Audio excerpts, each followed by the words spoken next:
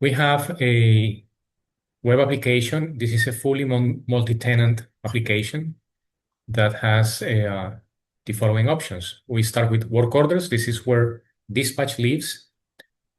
We get to list all the work orders, and we have several filters to get the work orders. Administration groups. Within each admin group, we have work zones and statuses. We have the following statuses: new work orders, open, needs attention, on hold, completed, and canceled. And work order type, this is a parameter that can be set by each company. For this particular case, we have these priorities, flags. Each work order can have flags, one or more flags, and the flags drive behavior inside the system. And here we have the result of the search. We have open, in progress. This one has a flag for needs attention. In this case, the needs attention is specifically estimate needs customer approval, the parts ETA, and this is also an important detail when a work order needs parts and the purchase department works on that and places the PO, and they have a new idea of when the parts will come in, then we have a parts ETA. And then we have here the due by. So this is in red if we are overdue, PO number, etc. Let's open one of these.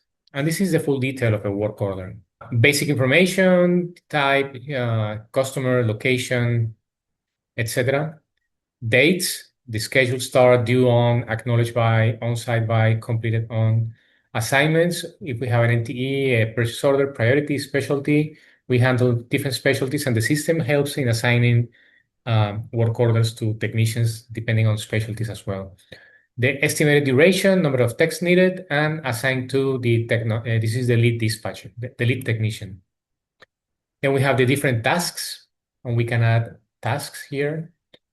When we do tasks, basically we have to pick from the list of assets that the customer has, and we pick one, and then it will automatically upload the information of that asset.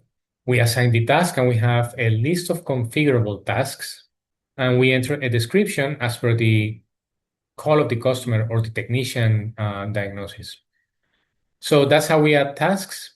Here, let me go back to dates. So we define the different dates. We define the different assignment details. Then we have notes. Here is a place where dispatch or technicians enter notes into the work order. And we saw that in the mobile, how they look like, all the notes. Custom fields. We can create custom fields for different needs, and this is completely driven by dispatch.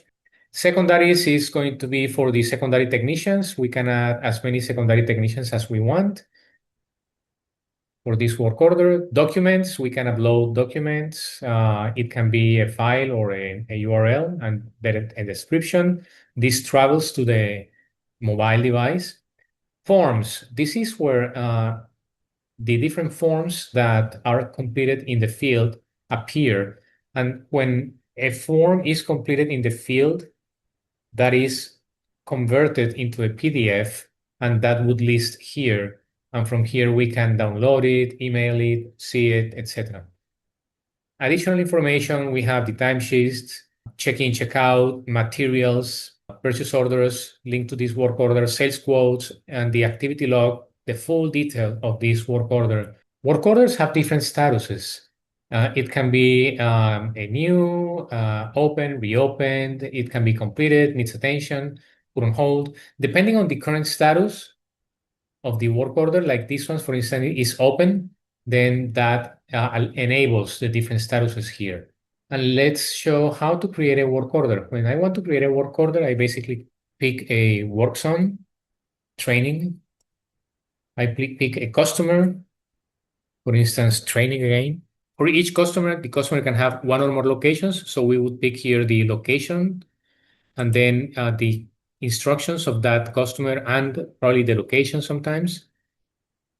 Then it shows me all the assets of this particular customer, and we pick one. It loads the make, model, and serial number in case we have that, and the technician, the dispatch has to pick the task. full freezer self-contained, description, not freezing. Next. Here we enter all the additional details of the work order. What type of work order is this? Priority, specialty, the PO number of the customer, the NTE, how many technicians we want to assign to this, and when are we supposed to be on site? When is this supposed to be done? Acknowledged by scheduled start, estimated duration. The estimated duration comes from the task. Each task has an estimated duration, and we can assign here lead technician. And now we create this work order. It's automatically opened. And here I pick it up. When I pick up is actually when the work order is sent to the mobile of the technician selected, or I can decide to put it on hold or cancel it, duplicate it, or print it. In this case, I'm going to pick it up. Any comment go here, processing, and the work order has been picked up. The technicians board show me all the unassigned jobs and the technicians that are available for that work zone at this very moment.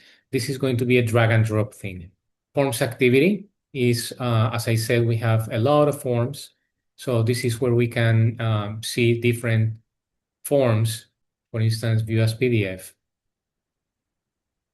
And this is very cool because many customers have their own forms. And what we do is we can replicate those forms exactly as the customer has them. So we call this pretty forms. This one is completed, so there you go. This is another example of a form. Customers, well, this is a regular customer list. As you can imagine, let's pick CRM, let's pick training, search, and here we can pick the information on, well, let's see the customer. And for each customer, we have their work orders, their assets. We can add more assets here.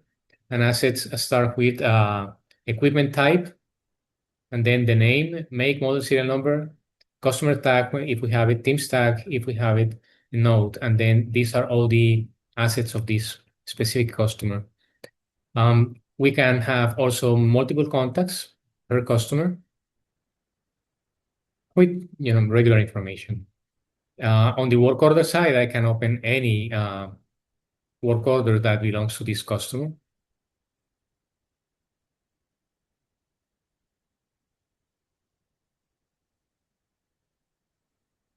And in general information, we can have as many locations as we want for each customer. We can see the vital signs of this particular customer. Vendors, we can pick any vendor from here, and we can add, we can see the purchase orders of each vendor. We can see details about the vendor, etc. POs, these are the POs that the technicians can place in the field, or the office can also place POs here. Sales quotes. And let's see one quote in the inside. So we have all the general information about the quote, the parts needed. Let's print it out to see how it looks like. Example. Payroll, these are the employees. This is synced with QuickBooks. For each employee, we have, these are actually technicians or office people, etc. We have their position. We have, for the case of the technician, we can pick a dispatcher. We link it with QuickBooks in this case, username, password, and here is where we assign roles in the system, and we give them permissions and the type of forms that they can see. Time cards.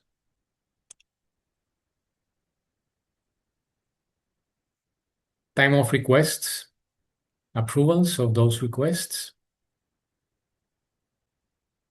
We have said in the settings section, we can create the administration groups, work zones, service lines, specialties, job settings, warehouses, time codes. In the work orders, we can create types and priorities. In users, we basically handle the role management. In time off, we can create categories and policies. So this is a fast overview of what the system does.